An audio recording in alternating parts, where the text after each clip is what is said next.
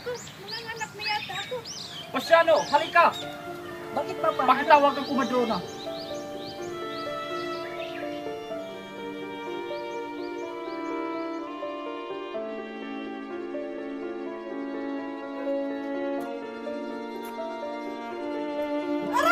Sige pa, sige pa. Yari, ito lumabas ang isang gol.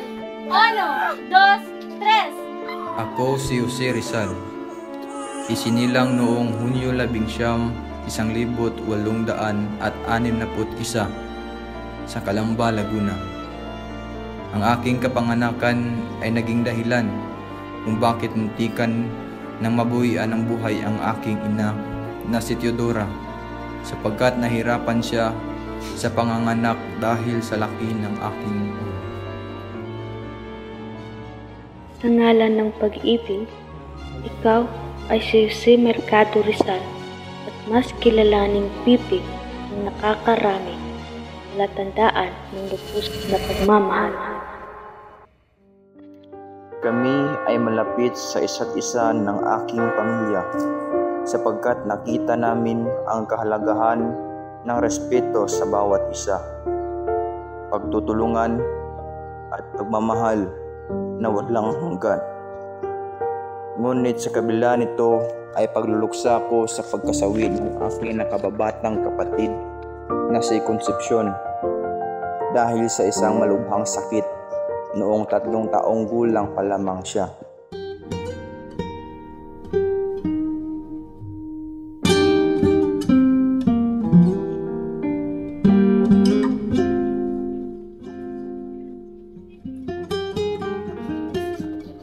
Mahal, kailangan na natin ipasok si Rizal sa institusyon para magkaroon ng sapat na kaalaman.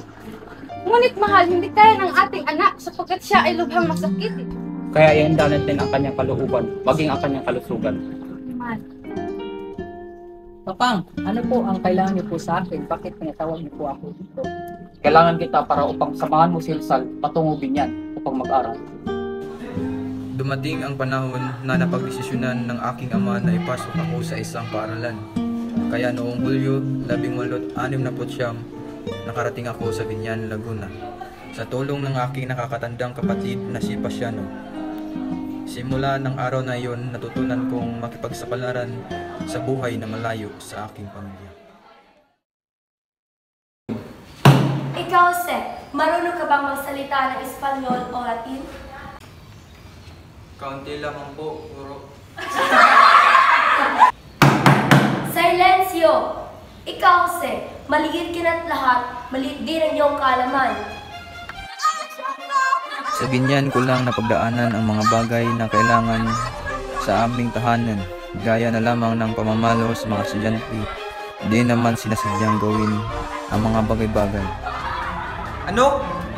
Natawag niyo ba akong sungko? Eh, kesa naman sa'yo, bangus! Ibali na lang ng bangus, kaysa naman sa'yo, payat ka na at maliit pa rin ang kaalaman mo. Bagamat araw-araw kong naramdaman ang pangungutyan ng aking kamag-aral, nagawa ko pa rin mangingibabaw sa lahat ng antas ng pang-akademiko at makapagtapos ng may mataas na marka. Ano nangyari dito? Si Jose Rizal po ang punong dulo ng lahat ng ito. Sumama ka sa akin, Jose. Sa Binyan ko lang napagdaanan ang mga bagay na kailangan sa aming tahanan, gaya na lamang ng pamamalo sa mga estudyante. Pagkatapos ko sa Binyan, nakasagap ako ng balita patungkol sa aking ina na si Tilo. Hinuli siya ng mga armadong sibilyan dahil inakusahan ito sa kanyang biyanan na kasabwat silang dalawa ng kanyang kapatid sa paglaso nito. Mula sa araw na iyon, nawalan na ako ng lakas ng loob upang makipagkaibigan. Na ngayon, huwag mo nang gamitin ang apelido nating Mercado dahil mukhang delikado sa iyong kalagayan. Dahil nagawat ka sa pagigatin ng mga taong may galit sa ating pamilya. Ano nangyari ang mga ito? Sapagkat malapit tayo sa pamilya Padre Burgos. Pati ang pagtaas ng buwis ng ating bayan ay tinanggihan ng ating ama, kaya't binibigyan nila ito ng kahulugan. Ano ang dapat kong gawin? Ikaw, Pepe, pagsipagan mo makatapos ng kolehiyo para hindi mapahiya ang ating pamilya. Ano ang dapat kong gawin? Simulang araw na ito, ang gamitin mong apelyido ay Jose Rizal.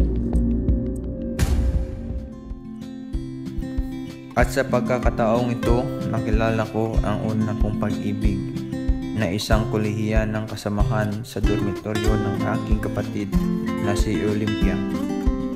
Siya ay si Segunda Kakibak.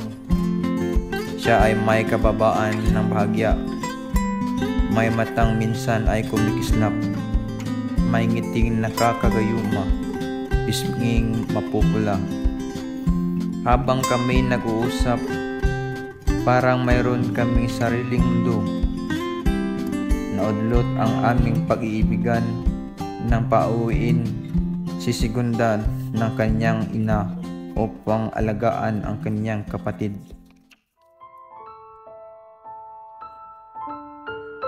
Naway, natagpuan mo na ang iyong kaligayahan sa bawat sulat na iyong nilikha. Tila ay napakalaki ng agwat nating dalawa, ipinagkasundo ako ni Ina sa isang Ingles. Matagal ko na itong pinag-isipan, gaya ng paghihintay ko sa iyo. Paalam, Pepe, magpapakasal na ako at mananatili pa rin akong nakatali, nakagapos sa ating pag-ibig. Nagmamahal, Leonor. Ang pangalawang Leonor, siya ay aking buhay. Siya ay may nakakabighaning ganda na nakakaakit. Ang puting balat, katamtamang tangos ng ilong, maitim na buhok at maliit na bibig.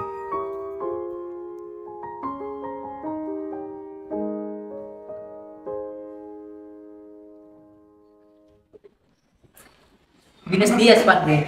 Bumati ka rin, Jose. Buenos dias. Sir Rizal, Tama ka po, siya po ang magparehistro. mukhang hindi ito sangayon sa kanyang edad at mukhang sakitin siya. Talagang malabo magtatagal siya sa eskwelahan at sigit sa lahat, huli na siya sa tamang araw na pagre-rehistro. Kaya't naglakas loob akong kumuha ng entrance exam sa Juan de Letran. Kalauna na pagdesisyonan kong pumasok na lamang sa Ateneo sa tulong ni Padre Manuel Burgos dahil ayaw akong ipasa ni Padre Fernando.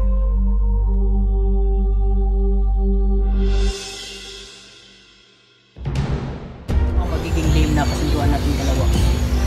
Kung maroon ka sa Europa, doon ka mag-aral ng medisina at ipatuloy mo ang iyong nasimulan para sa kalayan ng Pilipinas. Ngunit kuya naman, Manatili ako rito para bantayan sila Nanang at Tatang. bakit ako pa ang kailangan pumunta roon? Dahil ikaw ang lubos na makinabang sa seguridad ng Ethiopia. Ngunit kuya, paano naman sila Nanang at Tatang? Malalaman lang nila pagkadating mo sa Europa. Ngunit paano si Leonor? Huwag ka ng maraming tanong at huwag mo nang isipin ang iyong sarili. Kaya't sinimulan ko na ang aking misyon.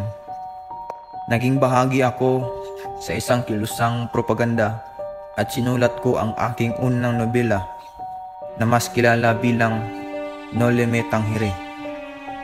Ito ay para bigyan ng pansin ang madilim na kahulugan sa pananakop ng Pilipinas, partikular na sa mga Katolikong praile. Ito rin ay sadyang ipinagbabawal sa Pilipinas. Ngunit marami pa rin kopya ang nakapasok sa bansa at naging mainit ako sa mata ng mga praile. Nailathala ko ang ikalawang nobela na may pangalang El Filibusterismo. Noong 1871, maging iba kong artikulong sulatin na bahagi ng La Solidaridad na may reformang ipinagpapatuloy kong itaguyod upang ipaglaban ang pantay-pantay na trato sa korte ng Espanyol. Huwag mong pabayaan ang iyong kalusugan. Pagpamanhin mo na ngayon lang ako nakapagsulat ng liham na ito. May malaking trahedya ang nadaranas ng mga tao dito.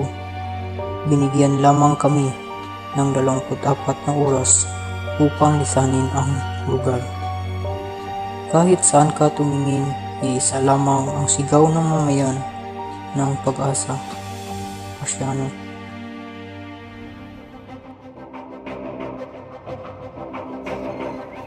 Ang matapang kong pagbabalik dito sa Pilipinas. Alam kong papasukin ko na naman ang magulo at mapanganib na mundo. Determinado akong ipaglaban ang Pilipinas. Mga kasapi na narito ngayon, ano ang sigaw ng mga api? Pangilipin ang sidula! Mabuhay ang Pilipinas! Mabuhay! Mabuhay ang Katipunan! Mabuhay! Mabuhay si Dr. Jose Rizal! Mabuhay!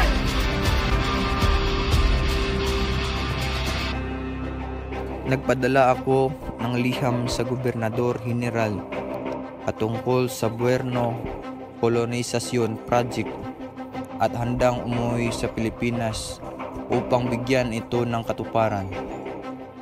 According to the note from the Hong Kong, Rizal is on his way to the Philippines, by now filing a case against him about a anti-religious and anti-patriotic education.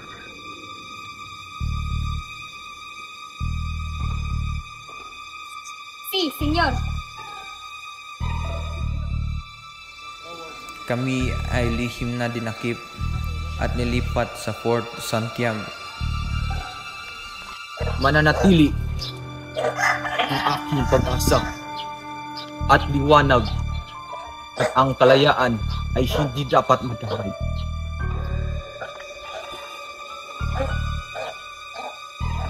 Di pa rin magbabago ang isip mo? Ikaw lamang ang susi upang matuklasan ang kasamaan mo sa revolusyon ito at malunasan ang inyong masakit.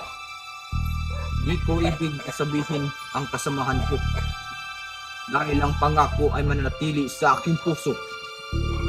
Di ako magtataksil. Sige, kung ganun, pagpatuloy niyo ang iyong plano at katigasan ng ulo.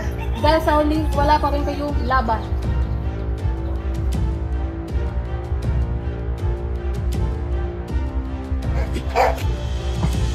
Hindi kami susuko dahil para ito sa aming karangalan at kalayaan ng aming bansa. Ay, talaga bang matigas ang ulo mo at paninindigan? Tingnan natin kung saan iyan aabot.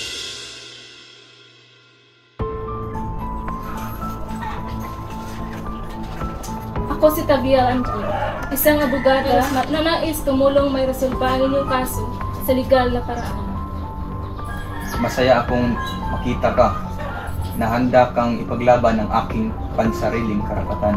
Basta't ipapangako ninyo na ang lahat ng inyong sasabihin na salita ay may katotohanan. Makakaasa ka. Handa akong magbigay ng aking saloobin. Magtiwala ka lang, Senyor Jose. Malalagpasan din natin ito.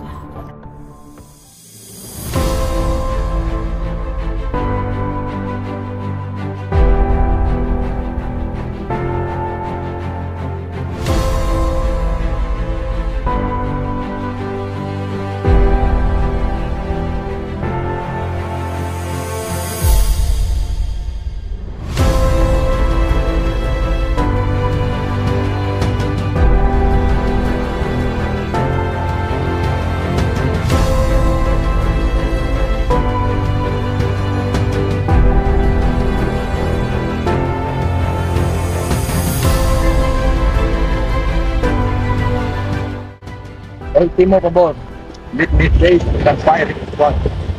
Imposible. Then at least, bear my head. Name of the King of Spain. Anyone who raised the voice over the criminal will be executed.